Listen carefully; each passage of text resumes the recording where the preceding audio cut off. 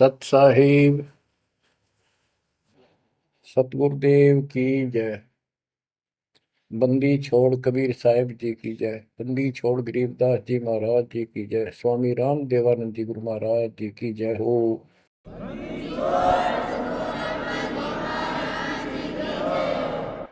सर्व संतों की जय, सर्व भक्तों की जय, धर्मी पुरुषों की जय। श्री काशी धाम की जय, श्री सुडानी धाम की जय, श्री क्रोथा धाम की जय, श्री बरवाड़ा धाम की जय। सत साहिब गरीब नमो नमो सत पुरुष को नमस्कार गुरु की नहीं। सुर नर मुनिजन साधुआ संतों सर्वस दीन। सतगुरु साहिब संत सब दंडवतम प्रणाम। आगे पीछे मध्य हुए किनको पूर्व। कबीर सतगुरु के उपदेश का सुनिया एक विचार। जय सतगुरु मिलते नहीं जाते नरक द्वार। नरक द्वार में दूत सब करते खेचातान। उनसे कभू नहीं छूटता फिरता चारों खाने। कबीर चार खानी में भरमता कबहू न लगता पार।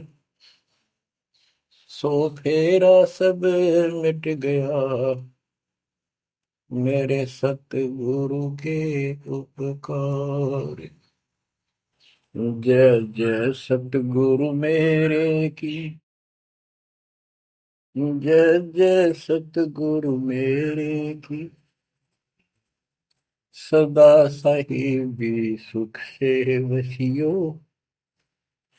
अमरपुरी के डेरे की।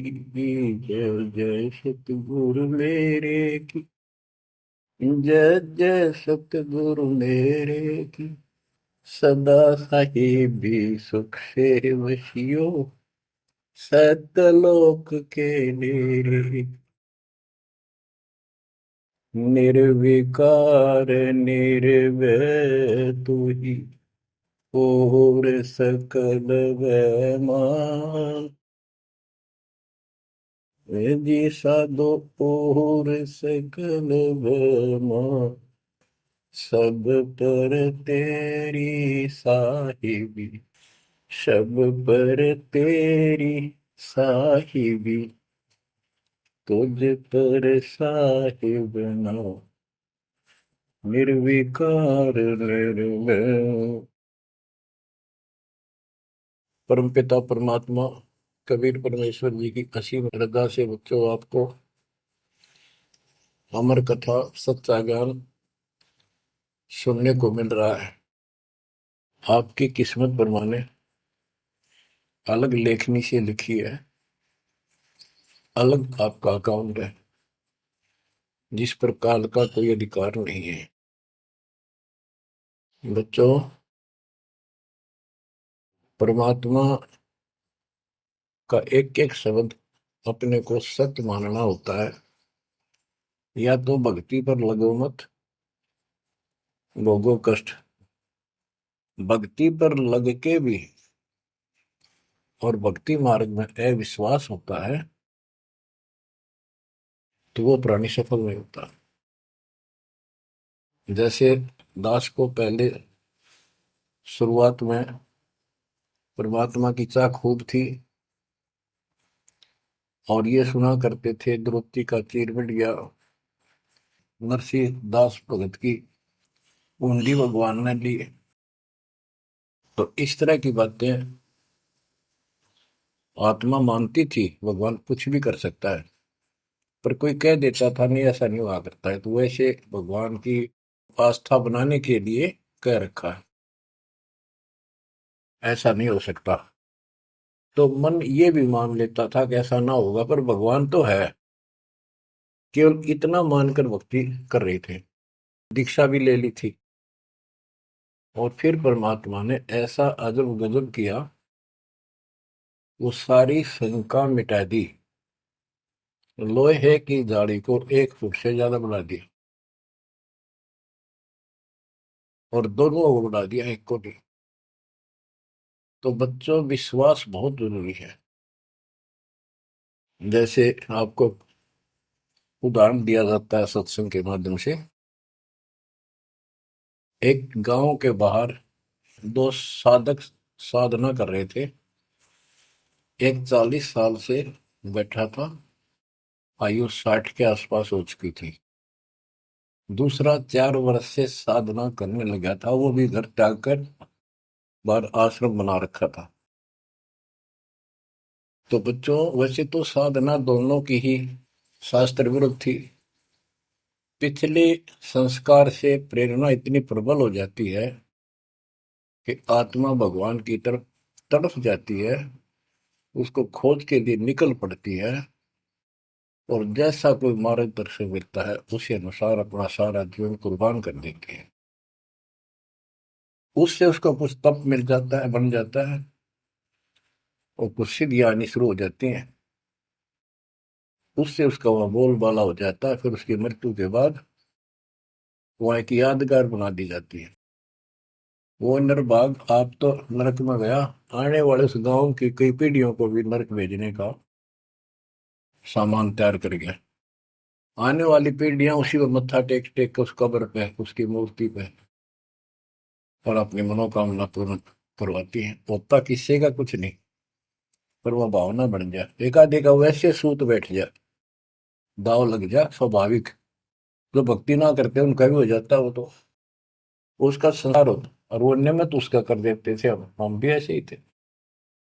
अब बताना चाहता दास, फिर भी विश्वास बहुत काम करता है। भगवान उसके नंबर देता है अलग से, तो उसकी भक्ति में आस्था अगले जन्म में भी बनी रहती है इस तरह की क्रियाओं से। जो आस्तिक और नास्तिक दोनों क्रिया करता है, वो घर का रहता ना घाट का। एक देवदूत आया करता था ऊपर से, विष्णु जी के लोक से, और वो आकर के उन दोनों भक्तों से काफी देर तक चर्चा परमात्मा की करता था। प्रश्न करते रहते थे, भगवान ठीक है, वहां की व्यवस्था कैसी है। तो वो दोनों, ये देवदूत दोनों भक्तों के पास घंटों बैठ कर जाया करता था। देवदूत से भगवान ने पूछा भी, विष्णु ने, कहा जाता है ये ऐसे ऐसे आपके भगत हैं, बहुत गजब के, कुर्बान हाथ के लिए तो उस गांव में, और मैं वहां बैठ रहता हूँ कुछ देर जाके, आपके ऊपर तो कुर्बान है। तो भगवान बोले, विष्णु जी बोले, मैं भगत तो एक है, एक तो वैसे टाइम पास करे। देवदूत बोला, जी वो होगा जो 40 साल से आपके लिए कुर्बान अगर छोड़ के आया हो। तो भगवान बोले, ना, दूसरा, जो 4 साल से बैठा है वो भगत है। उसको मुझ पर विश्वास है और बड़े पर को विश्वास नहीं है। ये बात उस देवदूत का गले नहीं उतरा, ये तो हो ही नहीं सकता। तो भगवान ने समझ लिया कि देवदूत की विश्वास नहीं मेरी बात पे। तो विष्णु जी बोले, भाई एक काम करना देवदूत, आज तू लेट जाना समय से, दोस्त जिस समय जाता है, और फिर वो पूछेंगे कारण लेट होने का, उनको फिर ऐसे बताना कि आज भगवान ने समय दे रखा था कि दोपहर को सुई की नोक में से, जिसमें धागा डर, सुई के नक्के में के सुराख में हाथी निकाल लेगा भगवान, और कहना कि मैं उसको देखने के लिए रुक गया। और भगवान ने हाथी उस सुई के नक्के में के निकाल दिया। वो इसी तरह की क्या, देवदूत पहले उसके पास गया, बड़े के पास, क्योंकि उसको भरम था। तो विष्णु जी ने कहा था, फिर ये देखना वो कौन क्या प्रक्रिया करता है, तुझे स्वयं फैसला हो जाएगा भगत कौन है। देवदूत उस बड़े के पास गया, उसने भी ये जाते कारण पूछा कि क्या बात, देवता से लेट हो गए, आपकी बहुत इंतजार थी और आपके साथ बैठकर भगवान की चर्चा करते थे, अच्छा समय व्यतीत होता था। क्या बात होगी, क्या कारण हो गया, लेट हो आप आज? देवदूत ने वही बताया कि आज दोपहर को भगवान ने एक लीला करनी थी, वो देख कर आया। तो भगत बोला, क्या लीला की? कि कमाल कर दिया भाई, हद कर दी। भगवान ने एक हाथी को सुई के नक्के में निकाल दिया। इसको देख कर आया मैं, इसको देखने के लिए रुका था। भगत बोला, 40 साल वाला देवदूत, देवता, इसी झूठ बोल, किसी का जत जा, ये कभी हो सकता है? सुई के नक्के में का हाथी निकल जा, क्यों झूठ बोल रहा है? देवता होकर ऐसी बात कर रहा था। तो उस देव की होश उठ गया और उसके सारे अनुभव फेल हो गया। तो भगवान ठीक है, कहते हो तो कति डांगर है। जब इसको इतना विश्वास नहीं, भगवान कुछ नहीं कर सकता, तेरे जैसा घसियारा है, फिर भक्ति क्यों कर रहा है? देवदूत उठ कर चल पड़ा। फिर वो 4 साल वाले के पास गया। उसने सोचा, यूं तो माना धमका दे मेरे को, गुस्से होएगा, इसको तो ज्ञान ही कुछ नहीं होगा अभी तक। उस 4 साल वाले ने भी, भगत ने पूछा, देवदूत तो लेट हो गए, आपके आने की बड़ी इंतजार रहती थी, आज तो सोच लिया था शायद नहीं आएंगे, क्या काम हो गया ऐसा कोई, हमें भी बताओ। देवदूत बोला, भाई ये बताऊं, झूठ में कह नहीं सकता और सच्ची की शेखर गला उतरती नहीं। भगत बोला, बताओ तो सही क्या बात है? क्या दोपहर को भगवान ने एक लीला करनी थी, मैं उसको देखने के लिए रुक गया। क्या लीला थी? देवदूत बोला, सुई के नक्के में क्या भगवान ने हाथी निकालना था। भगत बोला, फिर क्या हो गया? कि वो निकाल दिया, कमाल कर दिया। बोला, बस भगवान ने निकाल दे, सारी पृथ्वी ने, धरती ने सुई के नक्के में गया, आप हाथी में आश्चर्य कर रहे हो? तो देवदूत ने सीने से लगा दिया उस बालक को। वो बोला, धन्य तेरे माता पिता जिससे जन्म हुआ। भक्ति कर विश्वास नहीं, तो खाक भक्ति है वो। कह कबीर सुनो भी साधो, मैं तो हूँ विश्वास में। तो अपने परमात्मा की विज्ञा पे अविश्वास नहीं होना चाहिए। और ये धीरे धीरे आपके साथ भी परमात्मा ऐसी लीला करते रहेंगे और कर भी दी होगी। और ना भी हो तो इतने सारे प्रमाण दिए जाते हैं, विश्वास कर लेना, परमात्मा की भक्ति से दूर ना होना। बच्चों, आपको अजब गजब का ज्ञान दास बता रहा है, जो संत गरीबदास जी ने परमात्मा से प्राप्त हुआ। और ऐसा निर्णायक ज्ञान है, इसका रिजल्ट इस पूरी कथा का फिर बाद में आपको बहुत अच्छा निष्कर्ष मिलेगा। पार्वती जी शिव की पत्नी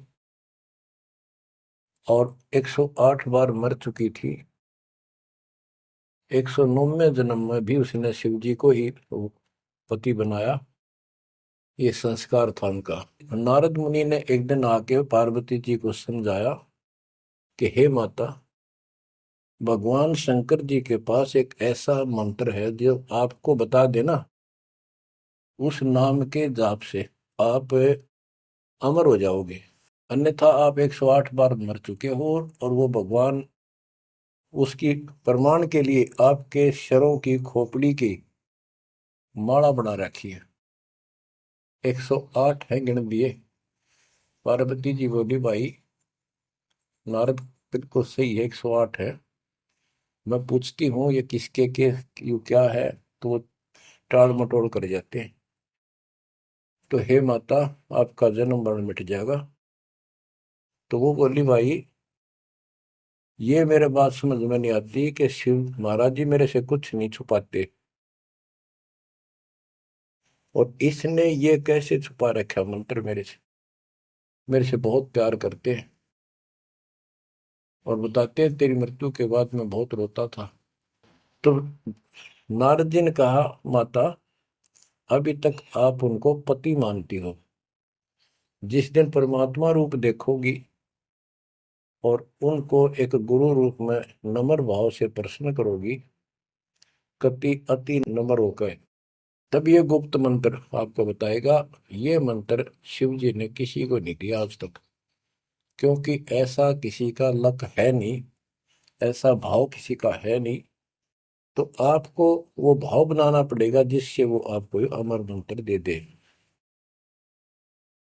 नारद कह के चला गया, पार्वती को बेचैनी होगी माता जी को।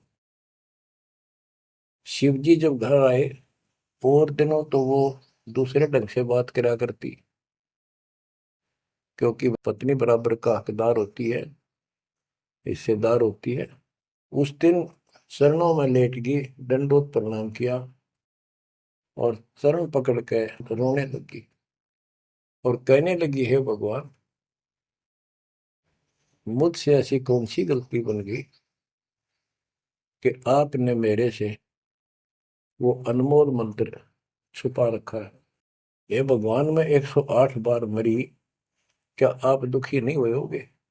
मुझे वो नाम बता दे जिससे मेरा जन्म मरण मिट जाए।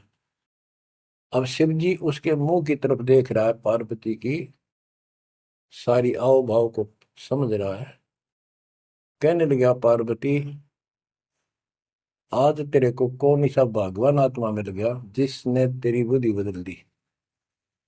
ये तेरी बुद्धि का ज्ञान नहीं है, तेरे को तो मैं जानता हूँ। ये बात तेरे मन में भी नहीं आती थी। मैंने कोशिश भी की, भक्ति किया करो, आप कह देती थी आप भगवान हो, मुझे क्या जरूरत है, मैं भगवान के साथ हूँ, मैं उनकी अर्धांगिनी हूँ। तब पार्वती जी ने बताया कि नारद जी आए थे, उन्होंने मुझे ये सब बताया। तो भगवान शंकर बोले, पार्वती सुन ले, जितनी बार तू मरी मेरा पागल जैसा हाल हो जाया करता था। एक बार तो राजा दक्ष के यज्ञ में जलकर मरी, तेरे अस्थि पिंजर को उठाए मैं 10,000 वर्ष तक घूमता रहा था, तो आप कंधे पर रख के और पार्वती पार्वती करता हूँ। तो एक सुदर्शन चक्कर आया, उसने काट के तेरे टुकड़े कर दिए शरीर के। जब मैं ठगा सा रह गया, मेरे हाथ कुछ नहीं बचा, फिर तेरा जन्म हो गया, शादी फिर होगी, वह भूल पड़ी। ये मंत्र ऐसा अजब गजब है, ये आम व्यक्ति को नहीं बताया जा सकता। भगवान शंकर जी ने कहा कि अब तेरी आत्मा सच्चे दिल से डिमांड कर रही है, अब मैं तुझे यू नाम दूंगा।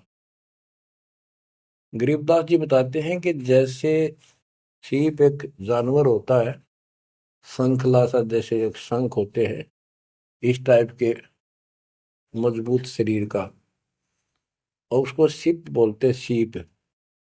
वह सीप जो है, गर्मी हो जाती है जब उसको अंदर पानी की डिमांड होती है, मोती बनाने के लिए उसमें प्रेरणा होती है, जैसे पशु में गर्भ धारने की होती है। उस समय सीप समुद्र के ऊपर आ जाती है, ऊपर बादल गरज रहे होते हैं, यदि उसका मुख खुला हो और बारिश की एक बूंद भी उसके मुख में चली जा, तो उससे मोती बनना शुरू हो जाता है। उस बूंद को लेकर शिप वापस समुद्र में गोता लगा जाती है, उसमें मोती बन जाता है। और यदि सीप का वो मुंह बंद हो तो सारा सामान बरस जाए उसके ऊपर, मोती नहीं बने। तो पार्वती को समझाया कि अब तेरी सीप का आत्मा का मुंह खुल चुका है, अब मैं यू नाम दूंगा, असर करेगा। और पहले तेरी सीप आत्मा का मुंह बंद था, इसलिए ये उन्मोद मंत्र ऐसे व्यर्थ नहीं कर सकता था। फिर कहा कि चलो, सुबह सुबह एकांत स्थान पर पहुंच गए। वहां एक सूखा वृक्ष था, पत्ते भी नहीं थे, उसके नीचे बैठ गए और बच्चों वहां पर दोनों हाथों की ताली बजाई, तो आसपास के पक्षी उड़कर भाज गए, इतना शोर हुआ। और जो अंडे थे वो बच्चे बढ़ के उड़ गए। उसी वृक्ष की खोगड़ में एक खोखले स्थान पर तोते के अंडे थे। वो जो अंडे थे, उस स्वस्थ अंडे तो बच्चे बढ़ के उड़ गए। अस्वस्थ था एक अंडा, कति खराब हो गया था, गंदा हो गया था, वो वहीं रह गया। भगवान शंकर को पता नहीं था कि इसमें कोई तोते के बच्चे भी हैं, अंडे भी हैं। उनको मालूम था कि अंडे भी होंगे तो बच्चे बनकर जा चुके होंगे। अब बच्चों, बहुत सी कहानी इस एक ही कथा से आपको समझ में आएगी। जैसे ये क्या करते हैं, भक्ति ना करके मृत्यु के प्राप्त हो जाते हैं, फिर क्या करते हो, अस्थियों को उठाते हैं, जड़ी हुई हड्डियों को, उनको उठाकर गंगा में बहा के आते हैं। उनका उद्देश्य तो ये होता है कि इसको इतने गहरे पानी में डाल दे कि जो व्यक्ति मर जाता है, स्त्री या पुरुष, जब वो प्रेत बन जाता है तो अपने घर आता है। घर में वो अपने बॉडी को खोजता है, फिर वो जाता है शमशान घाट पे। उसको एहसास होता है कि ये ताजा ताजा जो फूके गए हैं, ये तेरी हड्डी है। उन हड्डियों को अपनी मान कर उनके चिपक जाता है भूत। और फिर कभी घर और कभी उन हड्डियों के पास वहां चक्कर काटता रहता है और परिवार वालों को तंग करता है।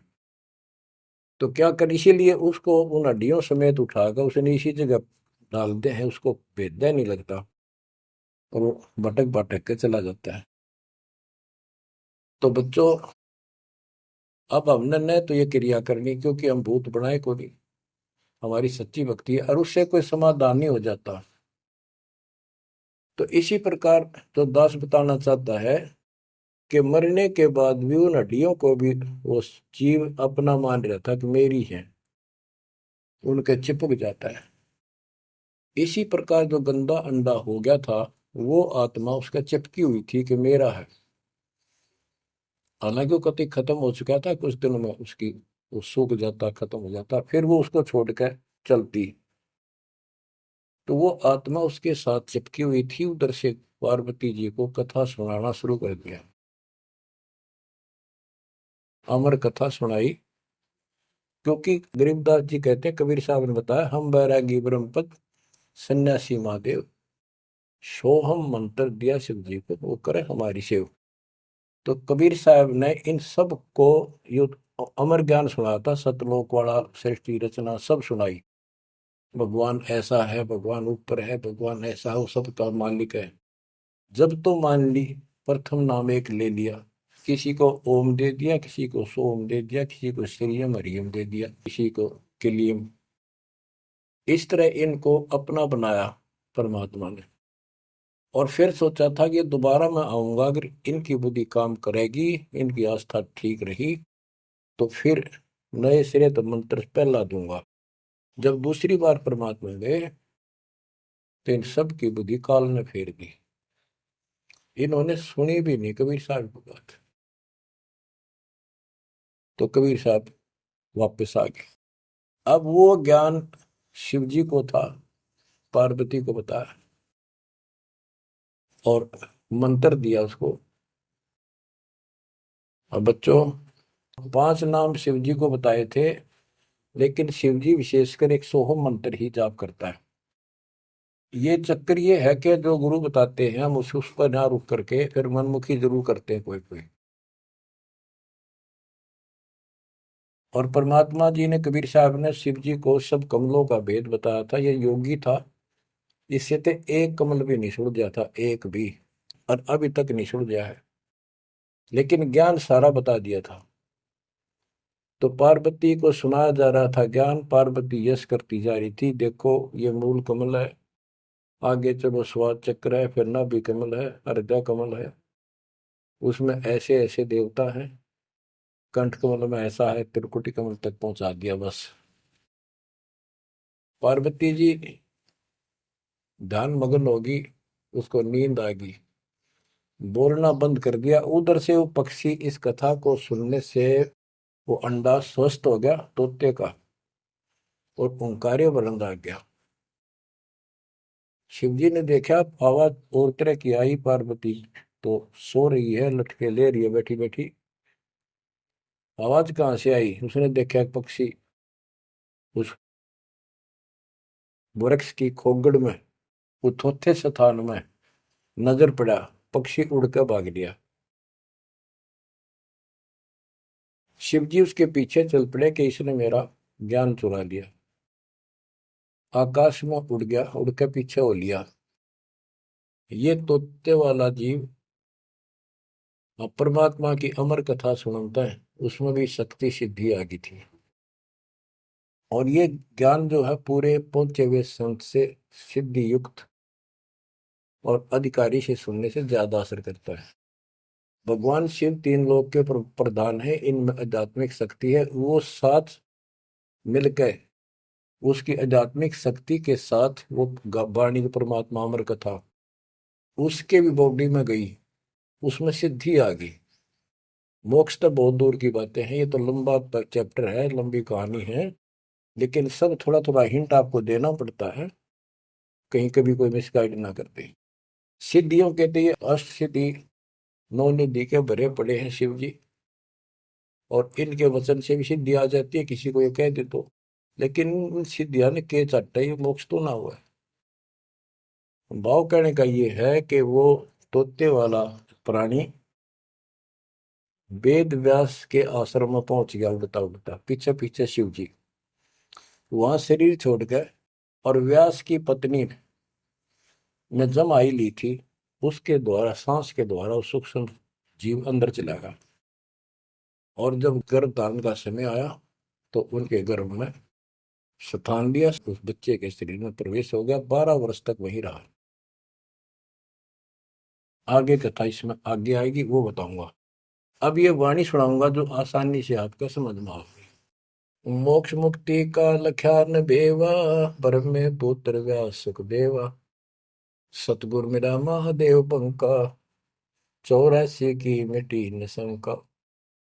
के महादेव जैसे भी उनको मिले, फिर भी 84 लाख योनियों का चक्कर उसका मिटा नहीं। 78 जन्म गौरी भरमाई, शिव को रुणमाला गले लाई। अर्ध शरीरी देवी गौरा, जिनका थीर बयानी मोरा। 108 जन्म पार्वती जन्मती मरती रही, और शिव जी ने उसके सिर की माला, सिर के रुंड खोपड़ियां माला बनाकर गले में डाल रखी थी। अर्ध शरीरी देवी गौरा, जिनका थीर भया नहीं भोरा। अर्धंगनी थी शिव की पार्वती, और उसका भी मोक्ष नहीं हुआ। नारद मुनि उपदेश बखाना, गिरजा सुनो मोक्ष पद ज्ञाना। सुन हे देवी गौरा माई, 68 तीर्थ पर भी नाई। पिंड प्रदान किए कह बारा, खुला नहीं मुक्ति का द्वारा। जब पिंड प्रदान कहते हैं ना, पिंड प्रदान करने से भूत जुनी जा छूटे थे, पिंड प्रदान करंत गरीबदास जिंदा कह नहीं मिला भगवंत। जैसे पार्वती भूत पड़ गई, पिंड प्रदान कर दिए, भूत जुनी छूट गई, और फिर पता नहीं किस दुनिया में चला जाता प्राणी। इसके संस्कार अच्छे थे, ये फिर मनुष्य जीवन, लड़की का जन्म हुआ, शिव जी के ब्याही गई। ये पिछले जन्म जन्मांतर की शक्ति भक्ति के कारण मनुष्य जीवन ज्यादा भी हो सकते हैं। लेकिन मोक्ष न होने से फिर 84 लाख योनियों में जाना था। इस पार्वती ने भी आगे भी जाएगी। शिव जी भी मरेगा, पार्वती भी मरेगी, और फिर ये 84 लाख योनियों में जाएंगे। कहते हैं चंद सूरज की आयु लग, जो जीव का रह शरीर। सतगुर से बैठा नहीं तो अंत कीर का कीर। अगर चांद सूरज की आयु तक भी जीव का शरीर रहे और पूरा सतगुरु मिला नहीं, तो अंत में कीड़े मकोड़े बनेगा। अब नारद जी बता रहे पार्वती जी को, सुन हे देवी गौरा माई, 68 तीर्थ पर भी नाई। पिंड प्रदान किए कह बारा, खुला नहीं मुक्ति का द्वार। सारे कर्म कांड कर लिए तेरे मृत्यु के बाद, तेरा फिर भी मोक्ष नहीं हुआ, फिर जन्म हुआ। रुंडमाला शिव के गले माही, सो देवी तुम जानो माही। ग्रीव रुंडमाला शिव के गले, गेजा के सब शीश। भक्ति दुराई देव को ना परसा जगदीश। तुमरा देवी रूप विशाला, शिव तो पैर रहे रुंगमाला, भौतक पर लहो हो जाई, लंबी उम्र शिव कलिमाई। दीर्घायु शिव है अनुरागी, तुम देवी गौरी दिल त्यागी। मूल मंत्र ने नाम सुनाया, ताते कल्प हुए तेरी काया। महादेव देवनपति देवा, जाकी करी न गौरी सेवा, कर बंधन कर शीश नवाओ, तन मन अर्पो शीश चढ़ाओ। शिव है मोक्ष मुक्ति के दाता, तो से भेद कहूं गौरी माता। चरण गहो चिंतामणि केरा, ताते प्राण अभय हो तेरा। कमल रूप देवी दिल की न्या, नारद मुनि उपदेशी चीन्या। जब आए शिव मंदिर अवधूता, देवी चरण लिए शत्रुपा। अब कहते नारद के कहने से पार्वती जी ने, गौरी देवी ने कतिक पाक साफ दिल कर लिया, कमल की तरह। कमल के ऊपर कोई मैल नहीं होता, ना कोई धूल टिकती है, ना जल टिकता है, ना कोई कीचड़ टिकता है। तो ऐसा साफ दिल किया। और जब शिवजी घर पर आए, उनके चरणों में चरण लिए शत्रुपा, सच्चे भाव से चरण लिए। चरण पकड़ रोवत है बाला, मोरे शीस किए रूपमाला। मोसे भक्ति दुराई देवा, न जाने नी तुम्हारी सेवा। मोसे भक्ति दुराई स्वामी, हमसे भेद कहो निज दामी। मैं अबला हूं बाला बोली, पार निभाओ हमारी डोली। कति चरण पकड़ के कहने लगी, मैं तो बोली बोली सी लड़की हूं, और मेरा बेड़ा पार करो। बच्चों, ये सारी कहानी आपको मौखिक सुना दी। इन वाणियों में सारा इसी का निष्कर्ष है। अब क्या बताते हैं, गृह मूल मंत्र महबूब का, एक सुनाओ मोही। पार्वती जी कहती है शिव जी को कि उस परमात्मा का समर्थ शक्ति का जो मूल मंत्र है वो मुझे बता दो। अब इन मूल मंत्र का पता नहीं, जिस भी नाम को ये गुप्त रखते हैं, जो विशेष नाम इनके पास है, उसी को मूल मंत्र मांग रहे थे। गृह मूल मंत्र महबूब का, ए सुनाओ मोही, युगन युगन के पातक कटे, छूटे तेंदुल द्रोही। पूर्व जन्म की कथा सुनाओ, मूल मंत्र हमें शिव गोराओ। भूल रही भवसागर हमी, मोक्ष मुक्ति के दाता तुम ही। शिव बोले सुन देवी बाता, को उपदेशी मिला विदाता। ये तो ना ही ज्ञान तुम्हारा, हम सो भेद कहो परवार। कि आज जैसे तू बोल रही है कि तेरी बुद्धि की बात नहीं, तुझे कौन ऐसा भगवान आत्मा मिल गया जिसने तेरा मन फेर किया। गिरजा कह सुनो शिव स्वामी, तारण तर आदि घरनामी। नारद मुनि उपदेश समोदम, दीन ज्ञान ध्यान परमोदम। शिव समर्थ बोले हैं जब ही, गौरी ज्ञान सुनाया तब ही। कोटि कल्प प्रलय युग बीती, ज्ञान ध्यान सब ही परचिति। तुमरा मन नारद मुनि फेरा, सुनो ज्ञान तुम गौरी मेरा। बनखंड चलो गौरी दीवानी, पंछी सुने न हमारी बानी। ऐसे स्थान पर चलो पक्षी भी कोई हमारी बात ना सुन सके। जब शिवकर से लाई तारी, उड़ गए पंछी नर और नारी। जहां एक सूखा तरवर ताक्या, वहां पर एक सूखा वृक्ष देखा। शिव को आसन तहां वहां रखा, उसके नीचे अपना आसन लगा दिया, पार्वती को साथ बैठा दिया। जहां एक गंदा अंडा तिसमाही, तिस जाने तय समर्थ साई। योग असंख्य कल्प बरमाया, पूर्व जन्म कोई पिछला आया। अब तुम सुनो गौरी मेरा ज्ञाना, आसन मुख कर कोटिसाना। आसन पदम लगाओ गौरा, मेर दंड सुधा कर भोगा। गरीब आसन पदम लगाए कर, भंवर चुड़ाओ सुन। अनहद नादू बाजही, जहां लगाओ तुम। और क्या बताते हैं कि उस वृक्ष की खोगड़ में गंदा अंडा पड़ा था, और उस गंदे अंडे वाले जीव के असंग जन्म 84 लाख योनियों में हो चुके थे। यहां से उसके भाग जागे, और तो पक्षी बन के उड़ गए, वो पक्षी बन नहीं पाया। बाद में उड़ा जब उसने सारी कथा उसके ऊपर असर कर गई। जैसे बच्चों बहुत बार बताते हैं, दास आपको बताता है कि ये अमर कथा जो गरीबदास जी की वाणी है, यह शिव जी वाली अमर कथा से कई हजार लाख गुना ज्यादा शक्तिशाली है, ज्यादा प्रभावी है। अब ये कथा सुनाने का मुझे कोई उद्देश्य नहीं, इसमें से ऐसा निष्कर्ष निकाल लूंगा आप हैरान रह जाओगे। जैसे एक सर्प कांटे का इलाज करता है, अब तो दवाइयां चल गई, पहले गार्डू होते थे, मंत्र बोलकर जहर तार देते थे। जिसको सर्प ने काट लिया वो अचेत हो जाता था, कति बेहोश जैसे मर गया हो, सांस सांस आते थे। और गार्डू क्या करता है, एक मंत्र 5-4 पंक्तियां होती हैं, उसको सिद्ध करता अपने जीवन में, 5 4 7 10 साल लगा के वो वाणी सिद्ध हो जाती है। फिर तो उसको बोलता रहता उसके ऊपर साथ बैठ के उस सर्प जैसे व्यक्ति पर। उस समय वो सर्प जैसा व्यक्ति अचेत होता है, ना वाणी सुन रहा है ना उसको समझ रहा है इसका अर्थ क्या है। तो कुछ समय के बाद वो उस वाणी के प्रभाव से उस शरीर का विष खत्म हो जाता है और वो व्यक्ति जीवित हो जाता, सचेत हो जाता है। इसी प्रकार बच्चों, परमात्मा की अमर कथा जितना जिस जो सक्षम है उसके मुख से जिस सुनी जाती है, तो उस सत्र का उसको लाभ अवश्य मिलता है। तो ये गंदा अंडा था, इसके साथ जीव चिपका हुआ था। ये गंदा अंडा ना सुन सका था, ना बोल सका था, ना वो कह क्या रहा है शिव जी वो समझ सका था। और उस वाणी के बोलने से वो अंडा भी स्वस्थ हो गया, उसमें बच्चा भी बन गया, उसका पांख भी जाम आई और वो उड़कर भाग भी गया।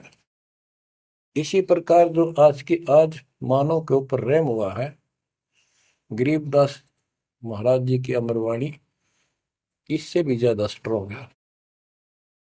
और ये अब दास के बुक से चला करेंगी अखंड पाठों में, आसपास के पक्षियों पर भी असर करेगी। आसपास के पशु पक्षी जीव जंतु पेड़ पौधों सब का ऊपर ऐसे असर करेगी जैसे इस पर किया था। और ये सब धीरे धीरे यहाँ से शरीर छोड़ते जाएंगे और मनुष्य जीवन पाते जाएंगे। ये सीधे फिर आके मालिक के चरणों में आएंगे। बच्चों, भक्ति जरूर करेंगे, भक्ति करेंगे तो मालिक कहीं ना कहीं उनको मिलेगा। अब मैं सुखदेव ऋषि की बुक सुनाता हूँ, पार्वती का तो दिया। अब एक बात विचार करो कि जहां पार्वती जी को मंत्र मिला,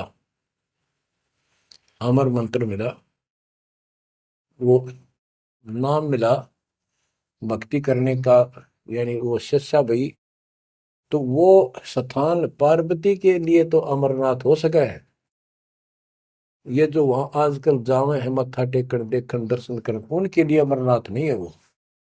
अब जैसे आपने जिस भी आश्रम नाम दान केंद्र पे या कहीं भी दास से दीक्षा ली है, आपका वो स्थान अमरनाथ है। लेकिन उस स्थान से कुछ नहीं लेना देना, मोक्ष नाम से होगा। तो बच्चों, उस स्थान से मोक्ष नहीं है, वो स्थान तो आपको जिंदगी भर याद रहेगा, मुझे वहां दीक्षा मिली थी, बस इतनी बात है। और ये अमर ज्ञान मुझे प्राप्त हुआ था। लेकिन मुक्ति नाम से होगी।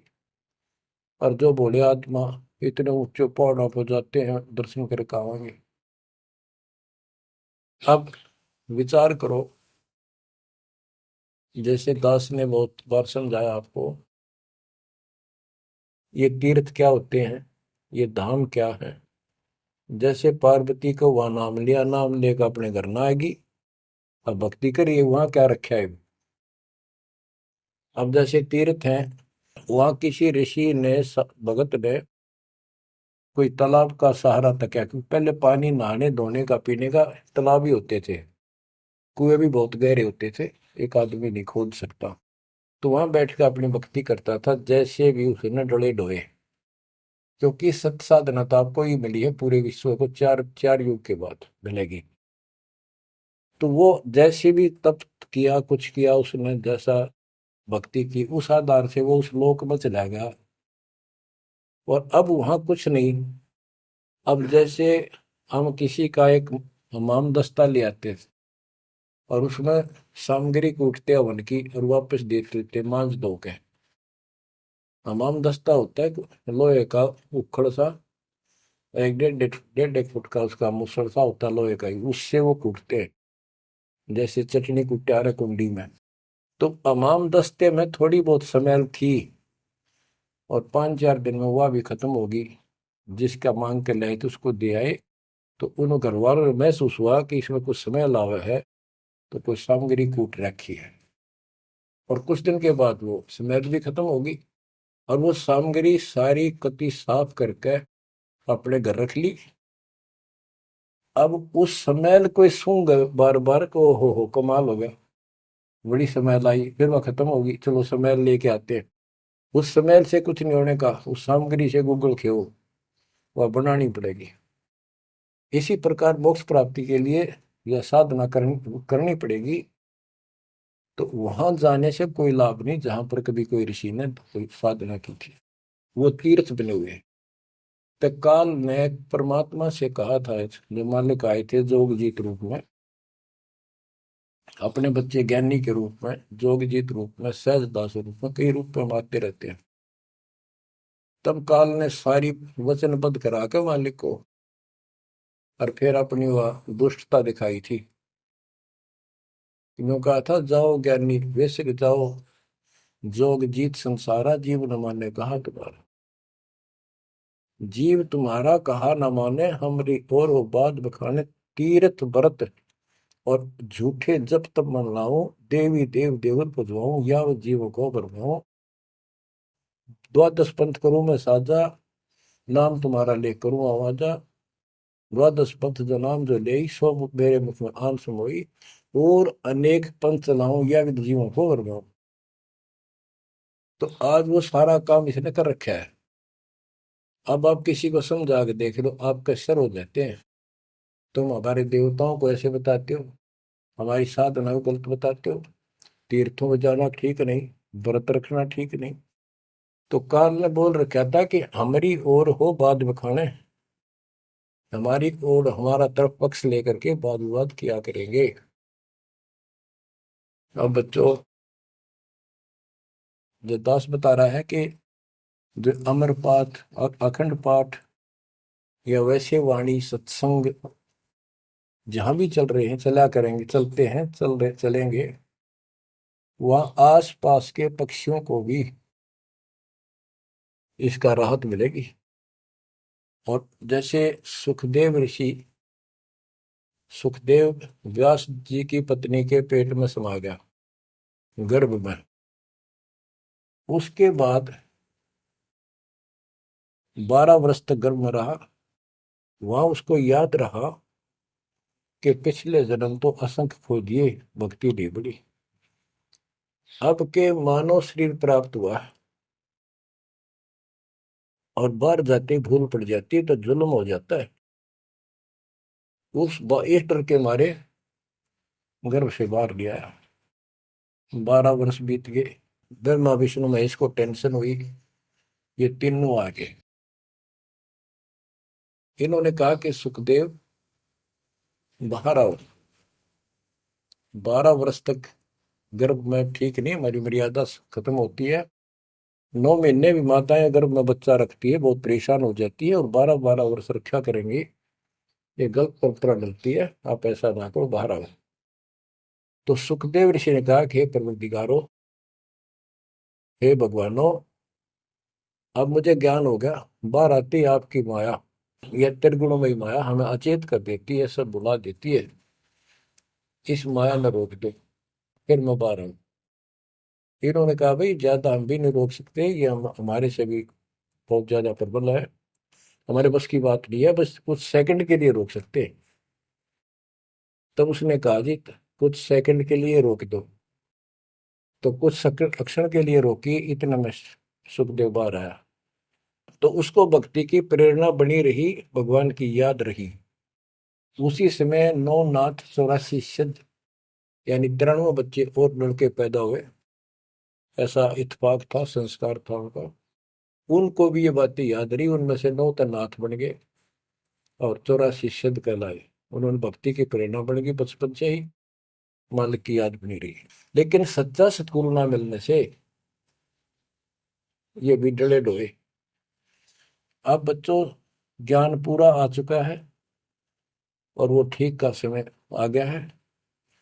गुरु पूरा, ज्ञान पूरा, भगवान पूरा। तो अब जो ये वाणी चले हैं और दास के मुख से चला करेगी, ये सत्युत मस्तार देंगी।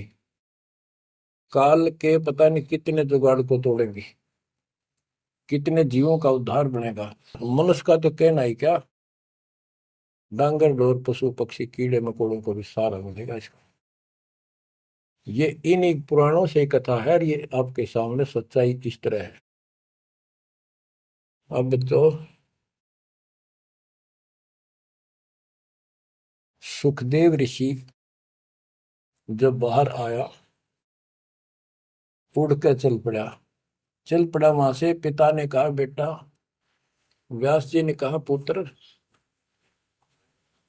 एक बार शकल तो दिखा दे। 12 वर्ष इंतजार की, पुत्र होगा। तब उसने कहा एक देवा दूतम, कोई किसी का पिता नहीं पूतम। पिताजी पता नहीं कितनी बार तू मेरा पिता बन लिया, पता ना कितनी बार मैं तेरा पिता बन लिया। अब मुझे समझ में आ गई है, मैं आपकी तरफ देखूं नहीं, मेरा मोह बन जाएगा। ये छूत की बीमारी है, ये मोह। ये विस्तार से फिर कभी बताएंगे। और ये हम आप लावा जाने का, लेकिन ये उसकी गलती थी। ज्ञान ना होने से इसने इतना ही समझ थी जो कि वो उस समय गलती कर गया। चलो जो भी इसकी सोच थी, उस आधार से ये वहां से चल पड़ा। पिता पीछे पीछे मोह में दूर तक गया, वहां से आकाश में उड़ गया, अंतर ध्यान हो गया। आगे जाकर फिर प्रकट हो गया अपने और नाल, जो बच्चे की नाभि से, माँ की नाभि से चिपकी होती है, वह गेल बाहर आकर टूट गई, टूट कर बाहर आ गई। वो बाद में काटा करते हुए बिना कटवाई कंधे पर घेर कर उठ गया, आगे काटूंगा। अब आकाश में उड़न की सिद्धि उसमें उस मंत्र से आ गई, वो अमर कथा से। अमर कथा में शिव जी ने पूर्ण परमात्मा की महिमा बताई, जो कबीर साहब ने उसको सुना रखी थी। इसमें काफी प्रकरण है, अब इतना समय नहीं जो मैं वो शायरी बताऊंगा आपको। कभी परमात्मा ने दया की बड़ी जेल में, फिर उनको विस्तार से समझाया करेंगे। तो कहने का भाव ये है कि सुखदेव ऋषि को अभिमान हो गया कि मैं बहुत बड़ा सिद्ध पुरुष हूं, आकाश में उड़ जाता हूं। तो बच्चों स्वर्ग में जाने लग गया, और स्वर्ग के देवता ऋषि महर्षि सब उसको, उसकी जो है ना पूरी वो करें, सम्मान करें, उसकी आरती तारे कि बड़ा धन भाग है तेरे, बड़ी सिद्धि प्राप्त कर ली। इन इतना पता सिद्धि आएगा, और जन्म से ही छोटी उम्र में आपको इतना कुछ प्राप्त हो गया, आप तो बड़े पहुंचे हुए हो। तो सब उसकी खूब अच्छी तरह प्यार रखे, महिमा गाओ। एक दिन उसको, उसने स्वर्ग में जाने की इच्छा व्यक्त की विष्णु जी के लोक में। वहां उसको इसलिए नहीं जाने दिया कि उसका गुरु नहीं था। विष्णु जी तक बात गई। विष्णु जी ने पूछा कि हे ऋषि जी, आपने गुरु नहीं बना रखा? अगर नहीं, गुरु की क्या आवश्यकता है महाराज, ये गुरु बना रहे वो नहीं आ पाए और मैं बिना गुरु के आ गया। विष्णु भगवान बोले ठीक है, वो अलग बात है, या वही रह सकता जो पहले गुरु बनाओ। फिर एक बीमारी और अहंकार के, मेरे बराबर पृथ्वी पर कोई गुरु नहीं, मैं बाल ब्रह्मचारी, वहां कोई ऐसा संत नहीं, मैं बनाऊं गुरु किसको? विष्णु जी ने कहा कि राजा जनक मेरे परम भक्त है, आप उनसे दीक्षा लो। यूं कह के विष्णु जी चले गए, उसको बाहर निकाल दिया पार्षदों ने। वो स्वर्ग में आए, वहां सारी कथा बताई। फिर अन्य स्वर्ग, कोमर स्वर्ग, फिर ऋषियों के पास आए नीचे, उन्होंने उनको बताया। तो सब ने कहा कि सुखदेव बहुत बड़ी गलती कर रखी है, गुरु नहीं बनाएगा, गुरु नहीं बनाएगा तो गधा बनेगा। तो पिछले जन्मों में उसको एकदम वो रील सी चल गई कि मैं कभी गधा बना था एक बार, और अंधा हो गया, स्वामी ने छोड़ दिया, कुमार ने, और मैं भटकता भटकता इन नाले में फंस गया। मेरा पुली बना ली लोगों ने, आन जान लागे। मैंने कहा नहीं, भटक के भूखा मर के, भूखा होकर तो मरा, प्राण निकले। उस भय से उसको चिंता बनी। फिर अपने पिता के पास वापस आता है। व्यास जी देख के बड़े खुश हुए कि बेटा आ गया। सारी बात पूछी तो सारी अपनी समस्या बताई पिताजी के सामने। पिताजी ऐसे ऐसे बात है, भगवान ने कहा कि राजा जनक को गुरु बनाओ। तो व्यास जी, क्योंकि जितने भी महापुरुष है वो एक सुर में बोलते हैं, उनको इतना ज्ञान तो है, गुरु बिन बात नहीं बनती। उसने विशेष ज्ञान तो सुना नहीं था, वो बैटरी चार्ज होगी, उसने उड़ा उड़ा फिर था, उससे ज्ञान था ही नहीं इसको।